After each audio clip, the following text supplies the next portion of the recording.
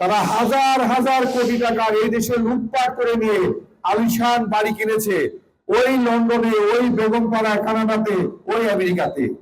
কৃষক দলের কেন্দ্রীয় নির্বাহী কমিটির সহসভাপতি ও পাবনার কৃতি সন্তান মামুনুর রশিদ খান বলেছেন, স্বাধীনতা পরবর্তী সময়ে দেশকে ঢেলে সাজাতে শহীদ প্রেসিডেন্ট জিয়াউর রহমান যেগুলো গুরুত্বপূর্ণ পদক্ষেপ নিয়েছিলেন তার মধ্যে কৃষিকে তিনি বেশি প্রাধান্য দিয়েছেন। তিনি কৃষি সমৃদ্ধ বাংলাদেশ গঠনে রোডম্যাপ তৈরি করেছিলেন। কৃষক থেকে সরাসরি ধান চাল সংগ্রহ করার পদ্ধতি তিনি চালু করেন। সারা দেশে কৃষকের জন্য বিদ্যুতায়ন করেন। কৃষকের সুবিধার জন্য সার্বিক পদক্ষেপ নিয়েছিলেন। আগামীতে তারেক রহমানের নেতৃত্বে সিন্ডিকেট মুক্ত বাংলাদেশ হবে। ভারতের দালাল এই নেত্রী নামে পরিচিত এই ব্যক্তির দ্বারা সবচেয়ে বেশি দুর্নীতি বাংলাদেশ সুসংগঠিত হয়েছে, হয় নাই? বাংলাদেশ ব্যাংক থেকে স্বর্ণ চুরি হয়েছে, আপনাদের মনে আছে? বাংলাদেশ সৃষ্টির পরে কখনো স্বর্ণ চুরি হয়েছে? কখনোই স্বর্ণ চুরি হয় নাই। এই মাফিয়া ডন ক্ষমতায় বসার পরে সমস্ত স্বর্ণ চুরি করে নিয়ে গেছে। কানাডাতে বেগমপাড়া হয়েছে, মনে আছে আপনাদের? দেখেছেন পত্রিকায়, ফেসবুকে দেখেছেন বেগমপাড়া। বেগমপাড়া মানে কি?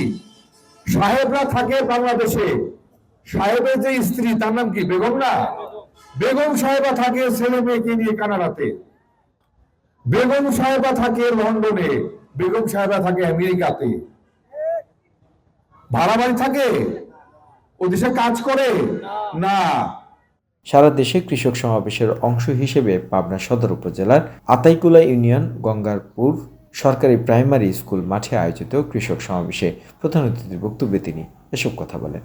আধুনিক কৃষি যন্ত্রপাতি ব্যবহারের মাধ্যমে ফসল উৎপাদন ব্যয় হ্রাস এবং শ্রমিকের ঘাটতি পূরণের লক্ষ্যে উনি যান্ত্রিক কৃষিতে যন্ত্রপাতি প্রচলন ঘটা। আপনার মনে আছে আপনাদের? চায়না থেকে উনি ট্রাক্টর নিয়ে আসেন, বেগম খালেদা বলেই প্রথম শুরু হয়। এ সময় তিনি বিএনপির ভারপ্রাপ্ত চেয়ারম্যান তারেক রহমানের পক্ষে লিখিত বক্তব্য পাঠ করেন এবং কৃষকদের বিভিন্ন প্রশ্নের উত্তর দেন। ইন্ডাস্ট্রি করেছে, কেউ লোন ফেরত দেয় নাই, দেখেছেন আপনারা? The news Bangladesh desk report. চিন্তা চেতনা, আগামী দিনের কৃষি নির্ভর বাংলাদেশ, কৃষক সমৃদ্ধ বাংলাদেশ।